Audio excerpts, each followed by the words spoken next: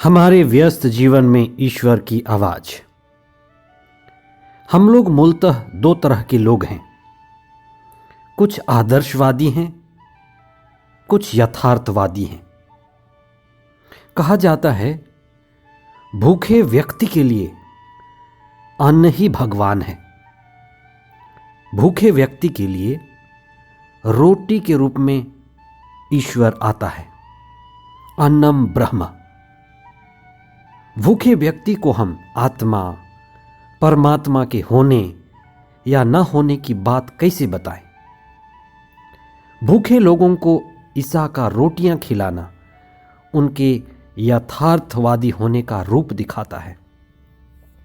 ज्ञान और ध्यान तभी सार्थक है जब कर्म और भक्ति साथ साथ चलते हों। यही हमारे जीवन को समग्र बनाता है। 5वां सामान्य सप्ताह 12 फरवरी 2022 शनिवार। पहला पाठ राजाओं का पहला ग्रंथ अध्याय 12 पद संख्याएं 26 से 32 तक, अध्याय 13 पद संख्याएं 33 और 34। मार्कुस का सुसमाचार अध्याय 8 पद संख्याएं 1 से 10 तक। जब भारत और पाकिस्तान के बंटवारे के समय की हम कुछ तस्वीर देखेंगे तो लोगों के चेहरों में भयंकर दर्द और पीड़ा देख पाएंगे। उस पीड़ा का नजर बड़ा ही दर्दनाक था। वह विभाजन न केवल देश का विभाजन था, भूभाग का विभाजन था, न केवल रिश्तों का बंटवारा था, लेकिन भावनाओं का भी बंटवारा था। कई धार्मिक स्थल, पवित्र जगह, पावन भूमि, पवित्र स्थल भी एक दूसरे के पहुंच से दूर हो गए। एक लेख मैं पढ़ रहा था और मैंने पढ़ा जो लाहौर के बारे में था।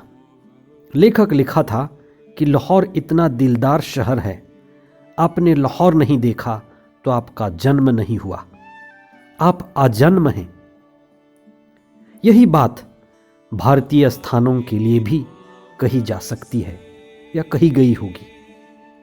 देश के विभाजन के साथ पवित्र स्थलों का भी विभाजन हो गया। यहाँ के लोग वहाँ नहीं जा सकते, वहाँ के लोग यहाँ नहीं आ सकते, और यह पीड़ा और भी गहरी थी। इस्राएल और यूदा का बंटवारा भी ऐसा ही था।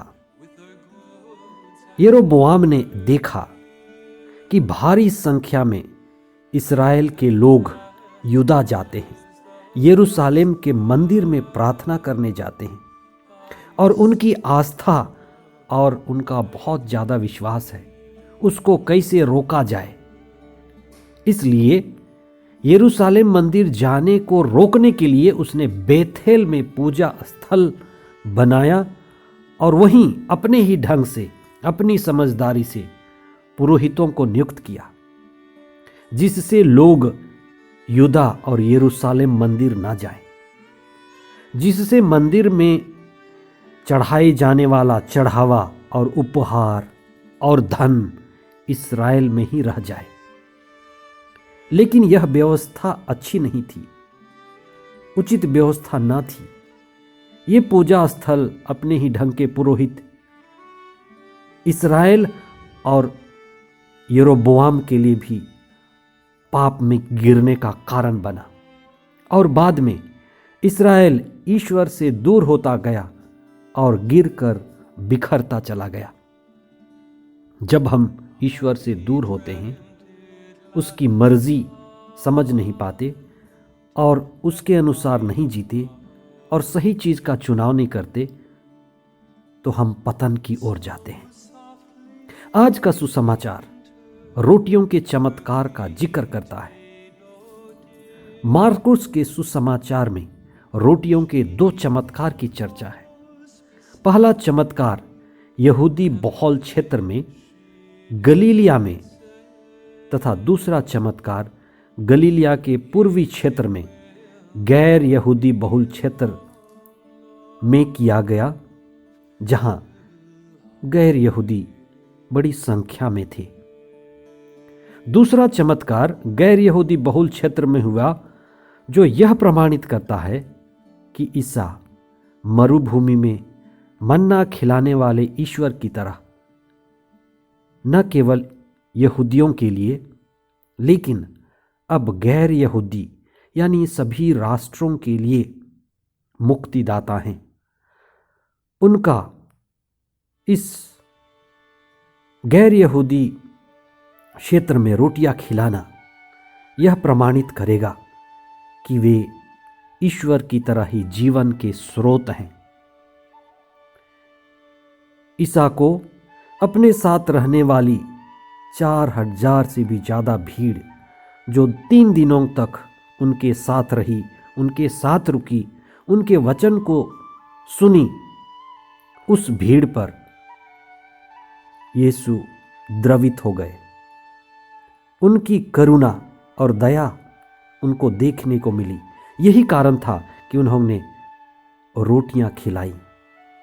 यह ईसा का संसार के मुक्तिदाता होने का प्रतीक है।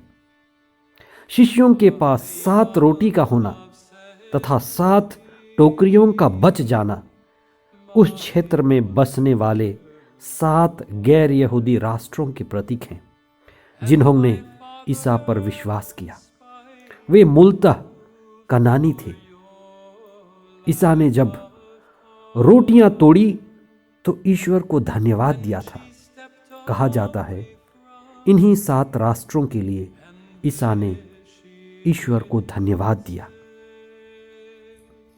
जब हम एक साथ वचन सुनते हैं और एक साथ रोटियां खाते हैं, जिसे हम लंगर में भी करते हैं, यूखरिस्तीय बलिदान का हिस्सा है।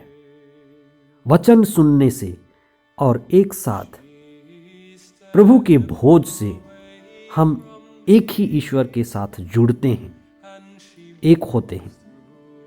और सबसे गहरी बात यह है कि जो व्यक्ति ईश्वर को पहला स्थान देता है, ईश्वर को ढूंढता है, ईश्वर उसको संभालता है। यही बात जो 8 आशीर्वचन में दिया गया है, आप सबसे पहले ईश्वर और उसके राज्य की खोज करें और आपको सब चीजें यूं ही मिल जाएंगी। जिसे राजा सुलेमान ने प्रज्ञा की मांग की थी और ईश्वर ने उन्हें हर तरह का वैभव भी दिया था। आइए हम प्रार्थना करें कि हम ईश्वर को पहला स्थान दें, ईश्वर और उसकी आज्ञाओं के प्रति वफादार बने और अपने जीवन को ईमानदारी से जिएं। हे प्रभु, हमारे जीवन के स्रोत, आप हमारे जीवन का केंद्र बिंदु बनिए। हमें पवित्र आत्मा प्रदान कीजिए कि हम आपके वचन को गहराई से सुने और उस पर चिंतन करें। आपके वचन के द्वारा हमें आत्मिक जीवन मिले।